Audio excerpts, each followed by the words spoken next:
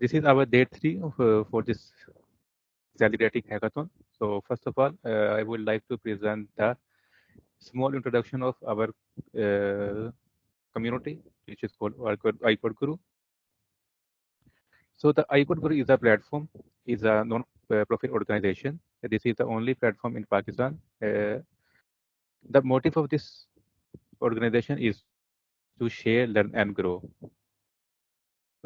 What is the mission of this community? Our mission of this community is to create employability for our students at the international level, and it gives the high-tech skills to our students by bringing them into the hackathons, in the international events, the coding competitions, and the several activities that happened at the international level. And we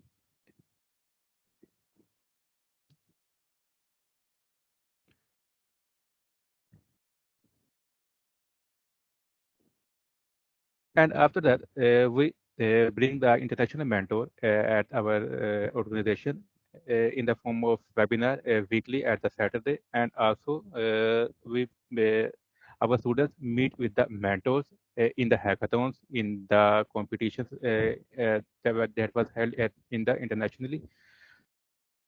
So, talking about the recent achievements of iCode Guru, so few of them was that the currency code in place is the course offered by the Stanford University is happening now, and 70 mentors were selected at in this course, which is from iCode Group platform.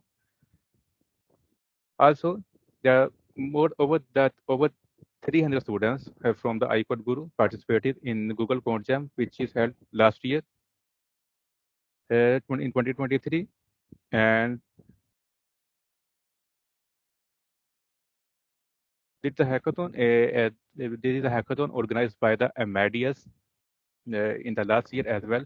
And the one of the team from the iCode Guru won that hackathon, and the three interns went to the Idahar Aviation Group, world headquarters at Abu Dhabi, for the internship.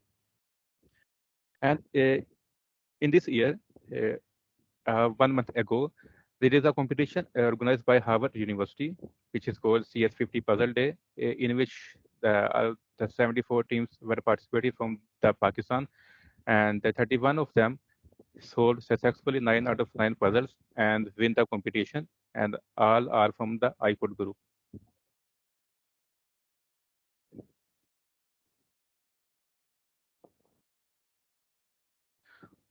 And if you want to register, you can simply go to the www.icode.guru, and you reach out us at our Facebook page to watch the recordings as well. All right, so our speaker for today is Theodoros Ampas. So I would like to give a brief introduction of our speaker firstly. All right, so Theodoros Ampas is doing his bachelor's degree in computer science from Aristotle University of Thessaloniki, and along with that, he is a co-founder at Content Hive, which is a software-based company based in Greece, as well as he is also a lead mentor at lablab.ai, where he gives his invaluable insights to the people and helping them out in making their projects in the hackathons and give their valuable insights. So thank you very much for your time, and over to you, Theodoros.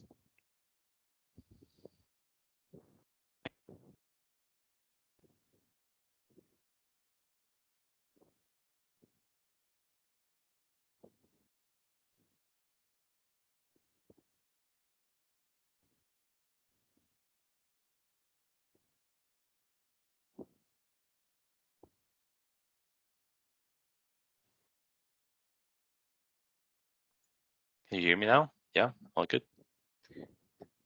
Yeah, we can hear you.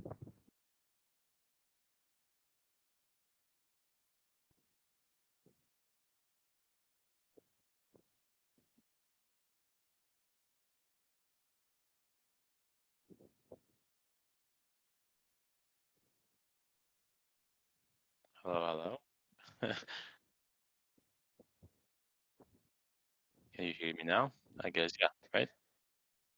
Yes, we can hear you. Okay, perfect. Yeah, I don't know. The Microsoft team crashed for some reason. Hopefully not gonna happen. So yeah, thanks for the introduction. That's pretty much me. What you said. I want to open my camera, but I'm afraid it's gonna crash again. So let's try it for now. So we can get straight into the topic, I guess. I'm gonna share my screen. Yep. I want you to confirm that's working. I hope it did. Yeah, it's working. Yeah, I think so. Technically, you can see my like some sort of integrate presentation, like a PDF file with this integrating AI, a guide to developing your own WordPress plugin. Well, not much to say here, honestly. It's an introduction to, or like a guide, let's say, to integrating AI into your WordPress plugins. And in this presentation, we're going to explore the key steps to develop your own AI plugin for WordPress. So, how do we start? First of all, I'm assuming you guys all have like hosted your WordPress plugin, WordPress website either through XAMPP, which is like the local version of it, or through your actual website. You can have it both. And so technically, when you log in, you have to go to your website, do the W admin page of the website, let's say, and then from there, you're gonna send you to the dashboard that I'm hope you're all familiar with. Now, at dashboard, you can there's like a plugin section here. You can go and you can either press add new plugin and upload the plugin here. That's going to be a zip file, or you can just go to your folder, go to your plugin section, go to the name of your, like XAMPP in my case, ATD docs, the name of your website, Hobo content plugins, and then you can find your screen, let's say here, your plugins here. In this case, I have the test drive here. But if you go also to my plugins here, you can also see my AI plugin. Now, how would this usually look like? I have my code, like a quick example of my code here, that we have the classic WordPress PHP block that you have to put your name, like a short some description if you want to version and maybe your author, maybe your name. That's not really necessary. The most important part here, I believe, is the name, so you can understand it here. Like right here, you can understand like this is my AA plugin, and then you have to activate it. Like I activate here, and then I guess we can get more into code. As you can see here, we have the first function, which is like AI plugin source code. The source code is like a really small version of like a function to call for WordPress. We can call it like this, I guess. That pretty much you put the name you want to put inside the WordPress and the function this code is gonna call out, let's say. If you go to here, we're gonna play all pages. We can go to test AI. That's the website I'm using. And we have AI plugin. This is a shortcode, have to be on these brackets and the name of the presentation you want to have. And then if you go here, you can see that it says, welcome to AI Power WordPress. So the same thing that I have on my code right here. Now, I know this is not AI implementation yet. So we're gonna get more into code file right now. I'm gonna copy paste some code to see you like, and then I'm gonna explain you the code instantly. I have this, let's say, pretty quick code, like a code example. We can call it like this. That we have like the get AI response, that is the prompting. We have to put your API key here. If you guys don't know what the API key is or how you can find it, usually we go to actually let's go all the way back. Go to OpenAI, for example, if you want to use ChatGPT, you log in. I'm assuming you log in with Google most of the times, and then you go to API. And in the API section, if you scroll all the way here, you can see API keys. You can create a new key. I'm not going to do it because API keys are private. And if I do it, even if I'm doing it right here, you guys are all going to see it. So that's really nice. So yeah, assuming you press this, you click this, you copy paste the code and the API key, and you can either put it here or make an env file. Assuming you all know what the env file is, and keep it secret in your code. Even if you put it here, the WordPress doesn't really have a problem, because if you put it on your GitHub, for example, it's gonna have some errors. And then after you do the get AI response, let's say, you just scroll it through. You have a prompt here, which is hello world, and then you get an AI response as a return. And the shortcode for this is AI response that you can copy paste with the wrong browser. And if you go here and you write this, put it on the brackets, update. If you press Shift F5, it's good. Oh, whoops. Yeah, probably could paste the wrong code here. Yeah, apologies here. This is the previous documentation that I had. The right code is this one. Yeah. We had a technical issue because I'm not reaching the API here, so this is gonna work kind of slightly better to our example. If you got the shifted 5, yeah, voila. Now, because I'm not having the API key, it's gonna have like an unexpected API response here. But if you use your API, it's gonna work like a charm. A good example here is if you're using LM Studio, like this one, that's like a local hosting for API keys. It's gonna look like this. Let's say more designed version of it that you can say like hello, as I have an example here, and you're gonna generate. Take some time because localhost, and then it's gonna say hello, how can I assist you today? Question mark. Yeah. But for example, if you wanna, like here, as you can see, I have the whole form and click generate things. We can also implement them into my code right here. That let me get the code like quite fast.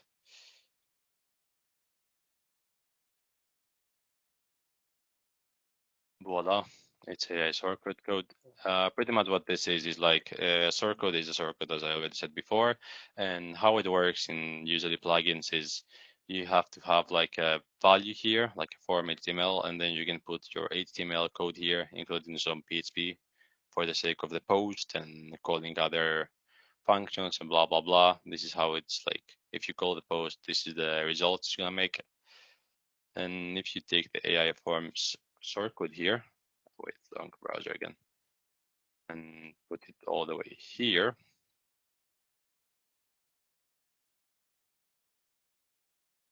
you update, and then you go to the actual website, you press Shift F5. It's important to press Shift F5 most of the times because there's cookies that your browser is filled with most of the time. So you can either press Shift F5, that is like a hard reset of the website, or you can just go here and open the browser with a incognito mode or whatever like browser you're using. And here we have like ask me anything, ask AI, blah, blah, blah. You can press something and it's gonna take some time again because LM Studio. Yeah, but it's still gonna have like no API because I'm not using my key.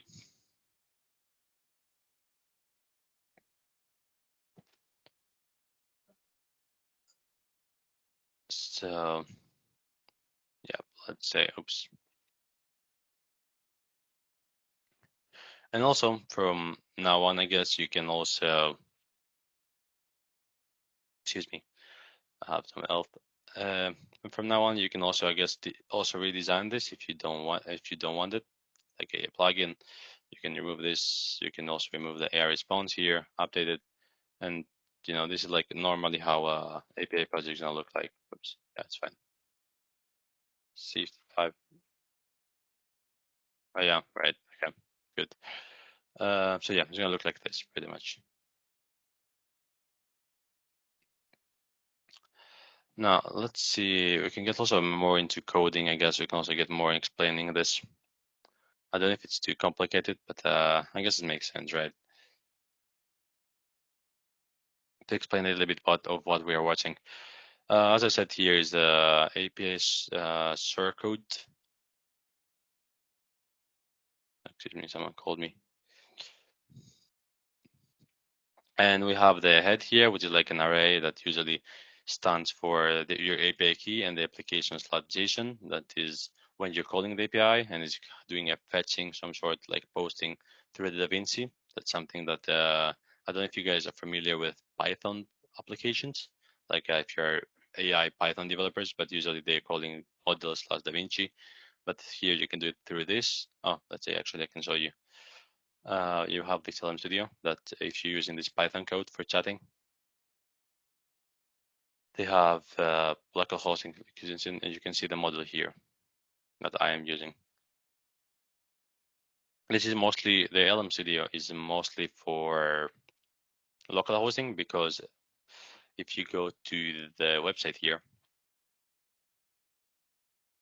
and go to use it, let's say, sure, it's not free. They have like limits and activation, and pretty sure you can buy some here. Yeah, let's go to billing, for example. I have no money here, but if you want to, you can go to payment method and have like a billing history. Also, you can also go to pricing to see how it actually works. For example, the GTP4 Turbo is using like 10 euros per 1 million tokens, and the output is 30 euros per 1 million token as well. But the GPT-4 also have like DaVinci and DALL-E, which is like images generation. Like here, we have GPT-4 and GPT-4 13.2K. That's also the quite expensive ones. And then we get into GPT-3. That's, I guess, the free version of everyone's using pretty much, which is like way cheaper, as you can see from here. It like gets into from 10 euros, from over 60 euros here to dollars to 1.5. Way cheaper.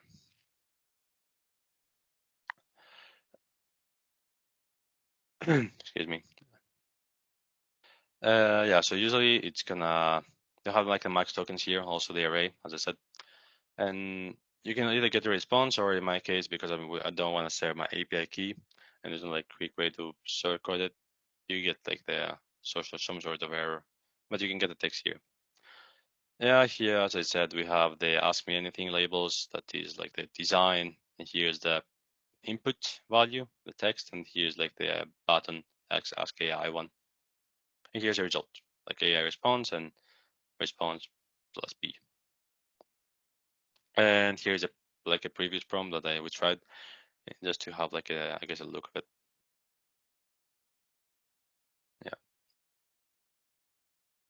Yeah. And also I don't know how quick that's gonna be, but you can also if you have Elementor, actually let's do it right now. If you have Elementor, let's say, boom, it's like a really famous WordPress plugin. Yeah, this one. If you installed it and actually have it on your PC, we can install it right now to show you like a quick step-by-step guide on how it works. You can also implement it through Elementor and also have like a better design on your website, because like on the when it comes to AI and implementing AI, that's like the basic of it, which is like the main point of the presentation. Also, you can also put like on the here, if you go here, we also, because this is like pure HTML, you can also, if you want, put like style-ish, give it like style and make a value out of it. Like make a background blue or something, or whatever you want. Doesn't really matter. Is that clear until now? I'd like to say so, right? And then if you can, I can see the chat real quick. Yeah, I have my LinkedIn. Okay, thank you. And until now, I don't know, do you guys have any questions I can fill in the meantime?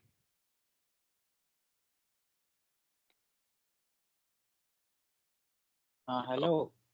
Hello. I have a question actually. You are using two short codes. Why is that? Why not just one?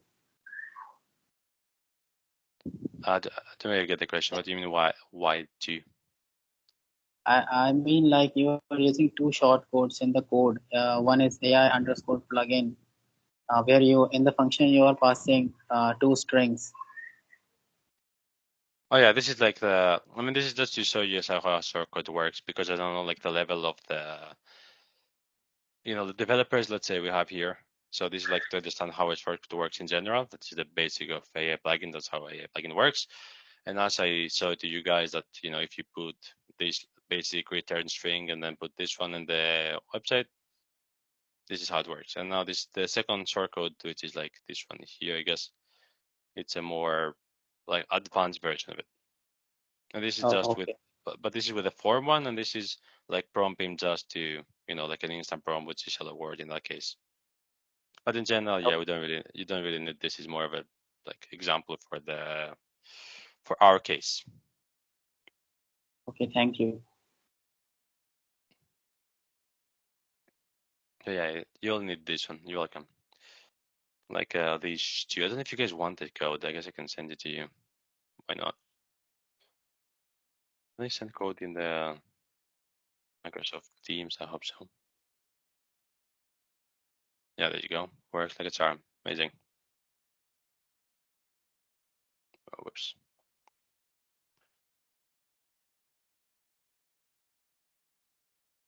Yeah, this is how I install Elementor. You can like either create an account, but you can skip it, I guess, for now. Skip. And yeah, this is I don't know if you guys are familiar with Elementor, but usually that's how it works. If you want to make a pure website, you just go here, you go to Elementor Canvas, and it's gonna be like a pure white page, and you can, I don't know, make like a flexible here, and I don't know, like it's kind of interesting now. Like make a thread, for example, and here you can put about, you can one blah blah blah, go to sure heading, why not? And here you can most likely put your AI. What was it? AI form, I believe.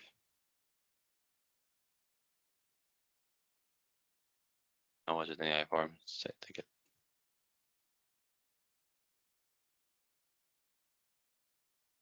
If you put it here, wait, I can really see the code. AI response. AI form, yeah.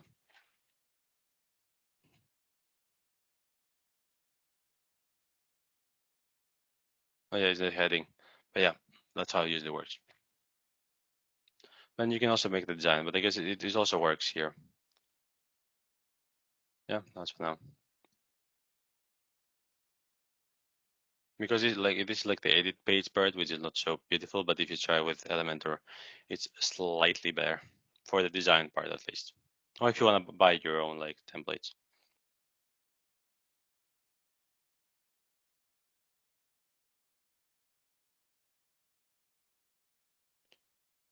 Yeah, I think that's it for now. And then if you guys have any more questions, this is like the pretty cool conclusion. There you go. Congratulations, you now quick the knowledge of empower your journey of integrating AI into WordPress plugins and embrace the innovative possibilities and create your impactful plugins with AI capabilities. You can find me here. We have email, personal email. We have my website that is right now under construction, sadly, because we had some technical issues, but it's simplesite.gr. And you can find me on social media with this dot.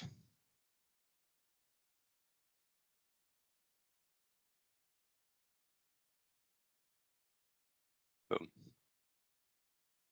I don't want to risk opening my camera now again, but that's all I can ask for now.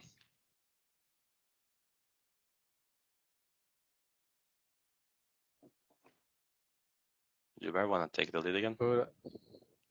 So I have a question that if we only allowed to use Eliminator for making design.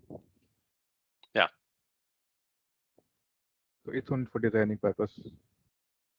No, you can. Yeah, I think you can also. Yeah, Elementor is like a famous like designing, coding thing. On the element on the if you want to design a website, usually people use Elementor like the easiest way to design is like a drag and drop technology, let's say. But Oh, right. Mm. Yeah, it's like a very So easy what is the design. impact of what is the impact of AI after we connect it with the WordPress? Does it boost the WordPress? Sorry, I didn't really get the question. Apologies. I mean to say that after using the AI in the WordPress, how will it make impact in the WordPress development? Well, really depends on what you're gonna make. But for example, you guys already heard it, I guess, from you already. But I'm working on lablab.ai, which is like a company that make hackathons, AI specifically for AI. So, and there people make their own like website ideas and like business ideas really based on AI with just to have like a better understanding of like to help the world with one way or another. For example, you can make a chatbot, which is the one I usually create, or a AI assistant that you can make with like the WordPress Elementor to, for example, make a, like a website, like a ChatGPT, some sort of looking chatbot. With the help of Elementor, make the design part, and with the help of this plugin, like make the backend, let's say. Yeah. All right. So, yeah, if anyone has a question, please feel free to ask.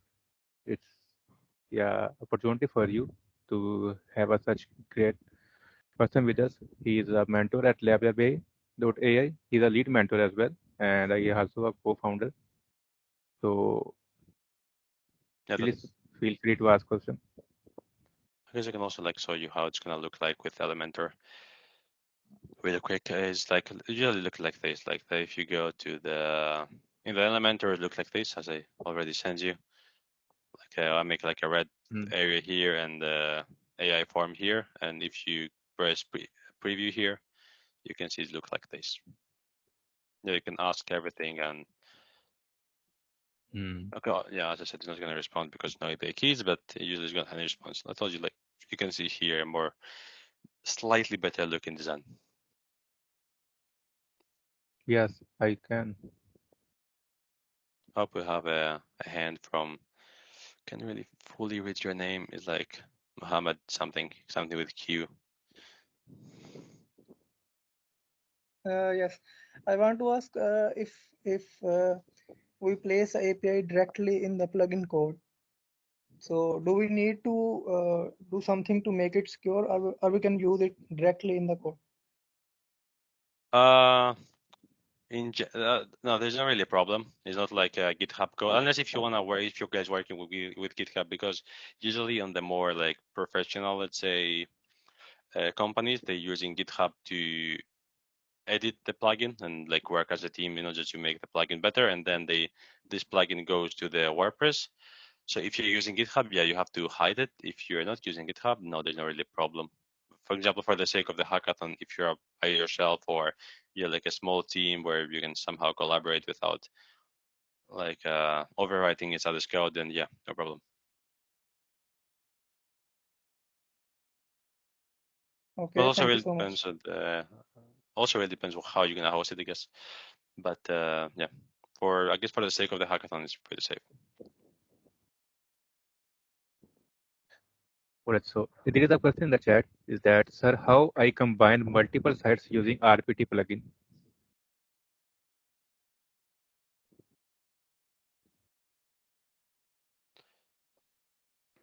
How can you combine multiple sites using RTP plugin? Right. Can I repeat his question? Yeah. Yes, sure.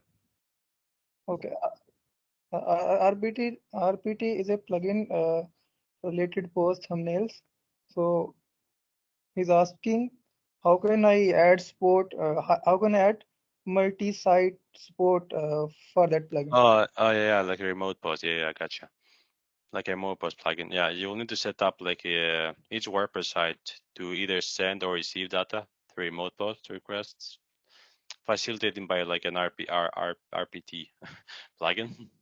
So yeah, you can install first, let's say, the RTP plugin to each WordPress site you want to connect, and then you have to configure the sender sites to the target that they receive sites the site's URL where the RTP plugin is set up, like to listen from the for the incoming data.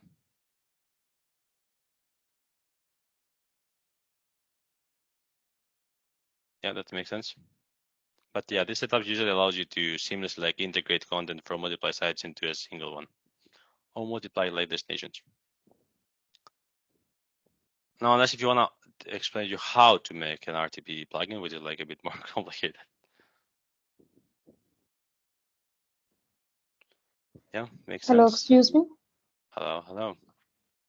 Sir, I have a question that in the era of AI, do you think that WordPress is a good career choice for us? Well, when it comes to AI, maybe, I mean, like usually when you come to AI, it's good to use Python, but sadly WordPress is not using Python. But if you're not into front end and if you're not into front end and you want to make like a website like really quick, I mean, right now there are way more modules you can use. Like Vizio, for example. I don't know if you guys heard of it. It's like personal, where you can just make a prompt and make your own website. But yeah, if you're not into front end, I guess yeah, it's WordPress is a really good plugin. It's a really good way. The only problem where like WordPress backend developers have is the cookies, where because if you make a website, it changes to the let's say to the code, let's say to the plugin. Usually, sometimes you cannot really see the changes into the website because of the cookie, so you have to press Shift F5 all the time. But yeah, it's not a bad one, if that's to answer your question. If you're into, or for example, not everyone is like a code developer. So if you want to have like a WordPress developer where it's like really good at designing, yeah, it's a really good choice. It's a really good choice to like connect with non-tech people, I guess, as well. Yeah, was it good?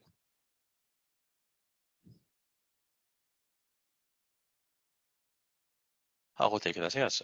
Can you show me practically? Well, that's kind of complicated, brother. I don't think we have the time, but yeah, like if you search for an RTP plugin, install RTP plugin to each WordPress site you want to connect, and then configure the sender site to the target that they receive the site's URL where the RTP plugin is set up. And that's how only you can listen for incoming data.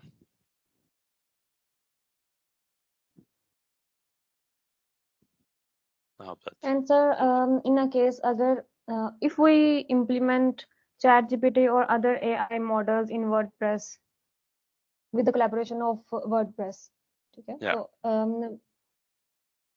it will benefit us? Well, I told you, like the benefits that this is gonna give you, the benefits it's gonna give is WordPress is gonna give you in general. There's not like a huge difference in that. Is the how easy it is to design things, and also how because like I mean, let's for hackathon, I guess not a huge difference, but not everyone knows how to code. Not everyone knows how to be a front-end developer nowadays. Things like that. So if you have some people, if you're like you and some other people that are full coders and know how to code, you have a front-end developer, blah blah blah. No, not really. It's way better if you do pure code and not CMS. But if it's also a really good solution for non-technical people. Because as I said, it's like a drag and drop. Like you can put text, you can put buttons, you can put space, anything really extremely fast and easy through, you can put like a Google Maps here and London and then the button. And, these are things that in code, if someone's not tech related, it's going to struggle a lot. But here is a good combination between non-tech and tech people.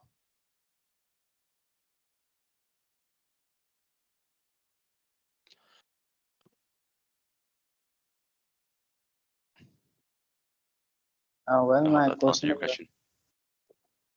Excuse me? RPT plugin, and I want to understand why someone wants to send some data from one site to another site. Can you give just one example so I can understand better? Well, I guess that's usually how like a large language model usually works. is that, for example, even if the chatbot we make, if you see to the code here, you can see that we don't really have like all these informations. We have like remote bots here. This is exactly what they are. I mean, yeah, this is what we're looking. OpenAI, which is like a chatbot. I'm not gonna get too much of what the large language model is, but usually the chatbot here, DaVinci, ChatGPT, however you want to call it, have some informations where we cannot really see because ChatGPT is not open source, as you don't know. And these informations is what the chatbot gets in order to give the answers. So pretty much what we're doing right here is we get this information from OpenAI website, which is one website, and we just send them to our website, which is like the, I don't even know, I think it's called news site on So our basically, example. just we are making a client server type architecture using RPT plugin.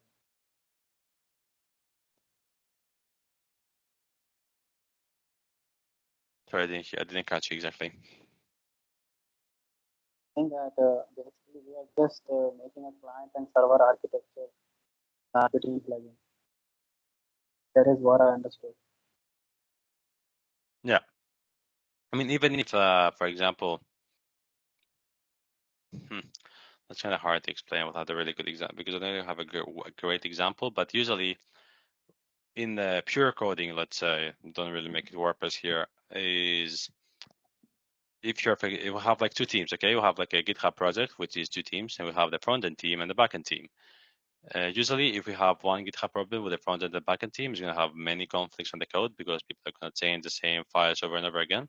But if you have two different websites where the front-end guys works and the backend guys works, then you can send the information from the backend team to the front-end team so they can see how they're going to be presented without necessarily changing the code of the backend team. That's just another really good use of RPT, for example. Does it make sense? Yes. Okay, perfect. So one more question. Basically, I'm from a non-CS background, and I am finding these things very hard to implement. And I want to know that how you learn WordPress after a lot of experience of AI. Can you please share your experience? Yeah, I mean, when I started coding, like when I was younger, let's say, I was a website developer. I was making pure websites, and after some times, I joined to a volunteer organization which is called Infinite Degrees. It's organizations about learning social marketing and marketing in general, I guess, to young generation and university students. Where there they had some like WordPress lessons, but and I pretty much learned WordPress there. But for example, in your case, this is exactly why I try to implement this.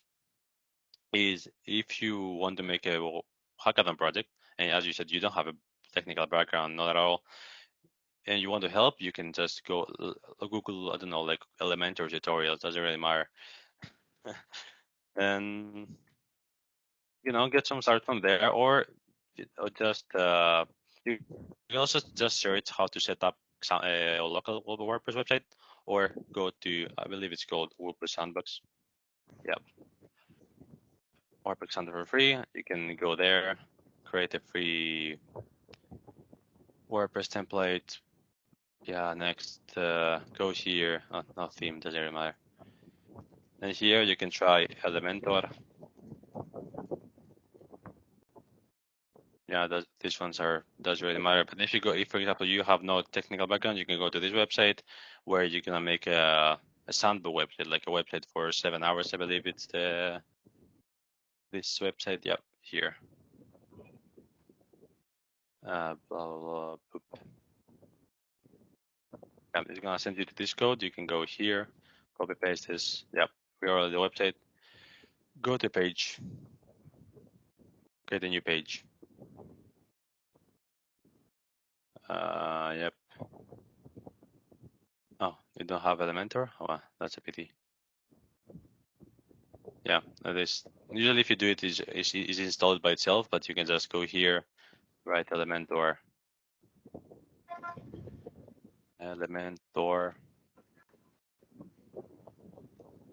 installed it. I pretty much show you how to install it before. and play the game. Like you have 7 hours, 7 hours and 58 minutes, and just it's drag and drop, nothing hard. And just play. Just the best way to learn something is to practice. So you can go here. You have like the style option, layout option, and just press buttons and see what they do. It's like painting at some point. No matter how much things I told you, like theoretically, if you don't try it by yourself, you're not gonna learn it, sadly. I don't know if that helps you. Yeah, I can go here and say like a WordPress website. And then we'll go to preview. And voila, WordPress website. Yeah, Mohammed. Yeah. Oh yeah, go. Sorry. Yes. Mohammed Kurban, if you have any question, please ask. Okay. Yes, sir. I want to ask, do you see any limitations in WordPress web development in comparison with other web development technologies? Like something specific is possible in other web development technologies, and it is not possible in WordPress.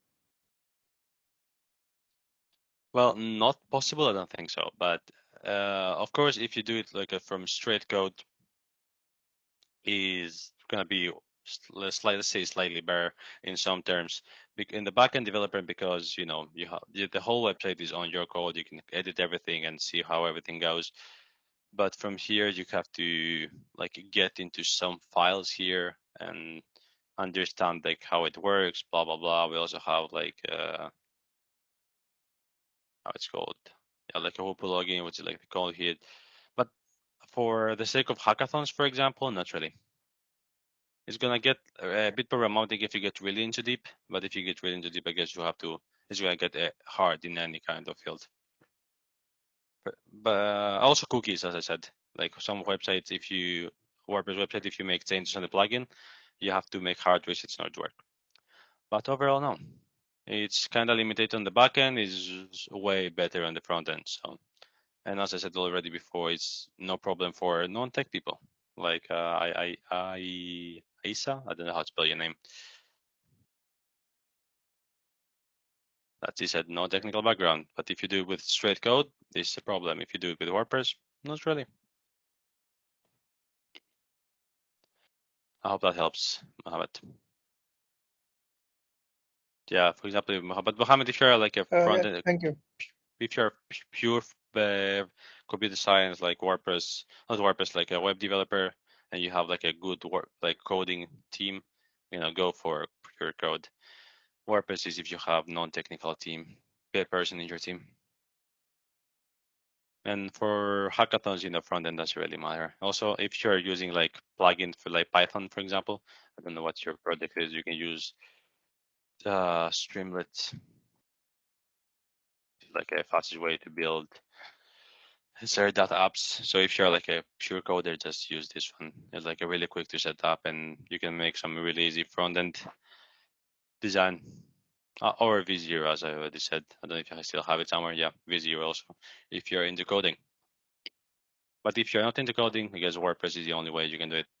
Just find the tech guy that can do some sort of plugins, or just follow the tutorial I just did, and then paint, drag and drop things.